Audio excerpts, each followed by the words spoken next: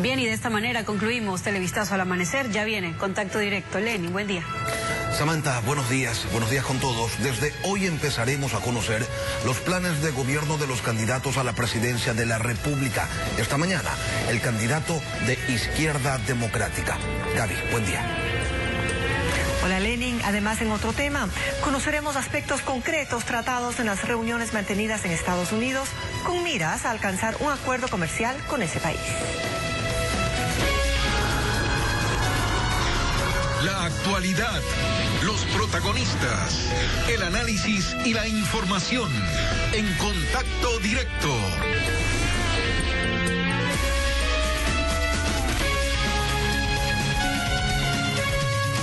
Hoy empezamos en Contacto Directo la presentación de los planes de trabajo de los candidatos presidenciales. De acuerdo a las normas vigentes al respecto, la Constitución señala lo siguiente. En su artículo 115 se indica que el Estado, a través de los medios de comunicación, garantizará de forma equitativa e igualitaria la promoción electoral que propicie el debate y la difusión de las propuestas programáticas de todas las candidaturas. Y a eso vamos. Javier Hervas, aspirante a la presidencia de la República por la Izquierda Democrática, es ingeniero en producción agroindustrial, un guayaquileño de 47 años que ha pasado la mayor parte de su vida en la capital de la República. Hervas es exportador, comerciante, transportista.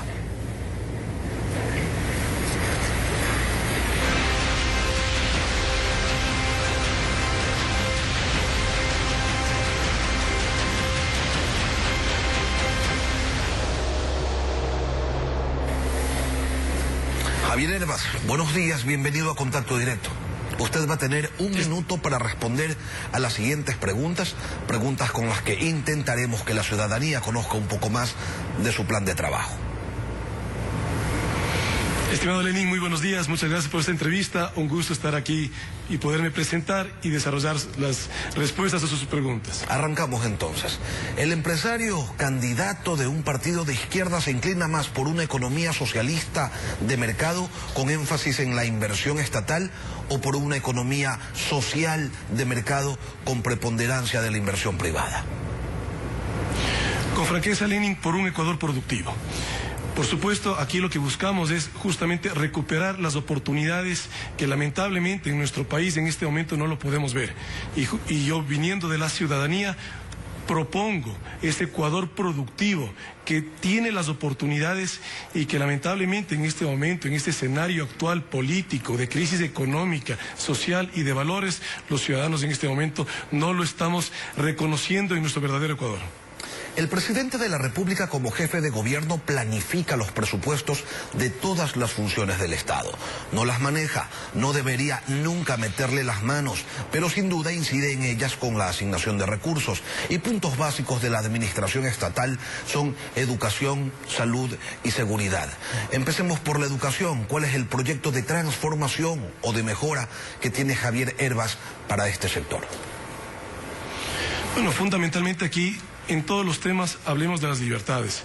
No podemos tener una educación donde tengamos un Estado que nos diga qué estudiar ni dónde estudiar. Tenemos justamente que permitir que nuestros estudiantes ecuatorianos hagan y estudien lo que desean. Pero aquí fundamentalmente un mensaje de fondo. Aquí tenemos que en el Ecuador desarrollar la educación tecnológica. Estamos como sociedad perdiendo cuando a nuestros jóvenes ecuatorianos les damos un mensaje equivocado, que tienen que estudiar la universidad, como tenemos muchos jóvenes que en función de sus talentos, de sus aptitudes, con la educación tecnológica tendrían la posibilidad de poder ser productivos en menor tiempo y hacer lo que ellos quieren. Y aquí no es inventar nada nuevo. En países como Alemania, un tecnólogo puede estar ganando más que un profesional, y más allá de los ingresos económicos es el tema de las aptitudes, que puedan estar haciendo lo que les gusta y aporten así a la sociedad.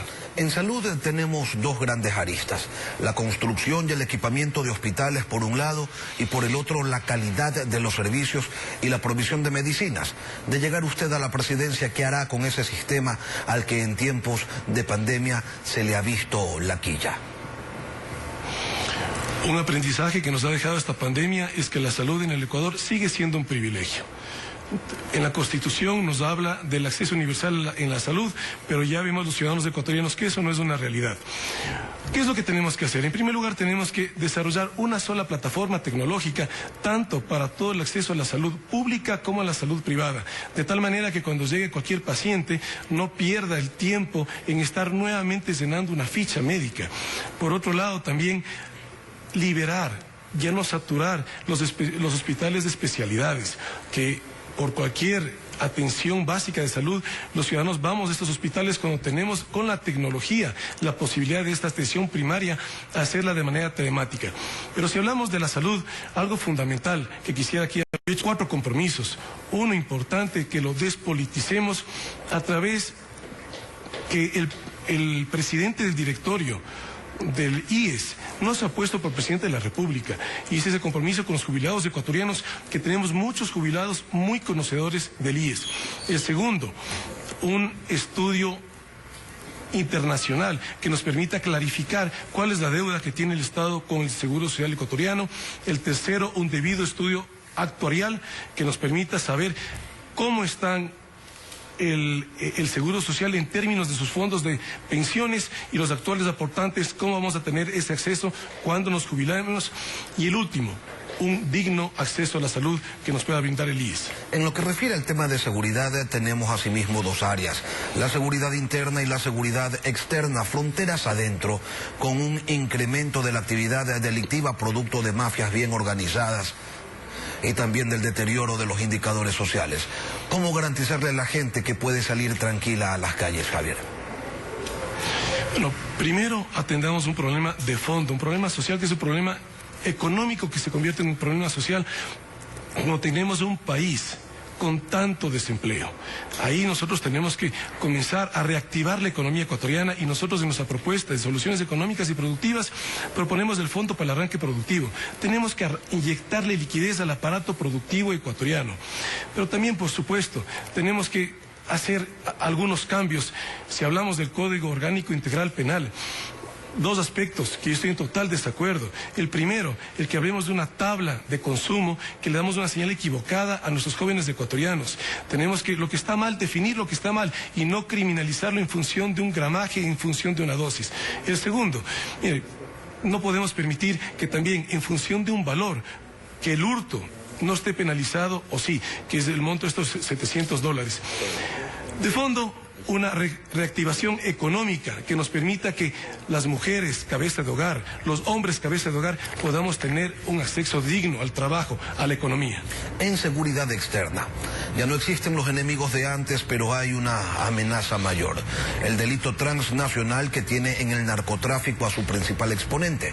Ecuador es un país de tránsito, pero donde cada vez se descubren más pistas clandestinas y se captura más droga, tomando en cuenta que lo que se logra incautar es apenas un porcentaje pequeño de lo que realmente sale. ¿Qué es lo que usted plantea para hacerle frente a este problema? Bueno, la cooperación internacional es esencial para este flagelo tan grave que vivimos en todo el mundo, como es el narcotráfico, y que evidentemente en función de información de inteligencia, información en función de la capacidad de gestión, tenemos que trabajar con países que tienen mucho más tecnología desarrollada en el combate con el narcotráfico. Pero también aquí nuestras Fuerzas Armadas tienen que tener la capacidad logística de acción para poder tener una cobertura nacional. Y si hablamos también en términos de seguridad en Fuerzas Armadas, mire, la Armada ecuatoriana tenemos que potencializarla. Un grave problema que tenemos en el sector pesquero ecuatoriano es justamente la inseguridad que viven nuestros pescadores, y que lamentablemente la Armada no tiene los recursos en términos de combustible. Tenemos lanchas rápidas que están varadas en Esmeraldas porque no hay combustible. En Muisne, el alcalde tiene que donar lanchas rápidas para que puedan brindar seguridad. Hay que hacer muchísimo, pero sin duda en cooperación con nuestras Fuerzas Armadas y con cooperación internacional. En un eventual gobierno de Javier Hervas, ¿se mantiene la dolarización? ¿Se mantiene el Banco Central con el rol que tiene en estos momentos? Es fundamental que mantengamos la dolarización. Y esto, con nuestra propuesta económica y productiva, En las reuniones que yo he tenido con los multilaterales es un interés mutuo. El multilateral quiere ayudar que la única economía dolarizada en Sudamérica, que somos nosotros, podamos mantenerla. Y para nosotros los ecuatorianos es fundamental que cuidemos la dolarización para poder salir de esta profunda crisis económica. ¿Cuál es nuestra visión de gobierno? La visión es que debemos hacer infraestructura, carreteras, escuelas, hospitales, pero sin sobreprecio, sin corrupción y sin endiosar al político de turno. Que debemos generar riqueza, pero sin que eso se convierta en una concentración de algunas élites, sino en un verdadero progreso nacional y que nos permita justamente tener una justicia social donde haya un Estado, un gobierno que junto con la empresa privada genere riqueza, pero un gobierno que también atienda los problemas sociales, y que también debemos cuidar la naturaleza, las fuentes de agua y el ambiente, pero sin convertir esas causas justas en violencia y sin estar limitando el progreso nacional. ¿Considera necesaria una reforma tributaria, retirar o fortalecer el impuesto a la salida de divisas? Categóricamente no podemos aumentar ningún impuesto en las actuales circunstancias económicas que vivimos en el Ecuador. Pero nuestra propuesta en términos tributarios es, en los primeros 3 meses de gobierno, llegar a un acuerdo con los actores económicos, productivos del Ecuador, y una vez llegado a ese acuerdo, mi compromiso, ninguna sola reforma tributaria en todo el resto de los 4 años de gobierno. ¿Mantendría la actual política de focalización de combustibles, del subsidio de los combustibles? Justamente en las condiciones actuales económicas que vive nuestro país, no podemos ni aumentar ningún impuesto, ni tampoco quitar ningún subsidio. Tenemos que reactivar la economía, y esto no es un discurso electoral, esto es justamente los países que han salido de graves crisis económicas.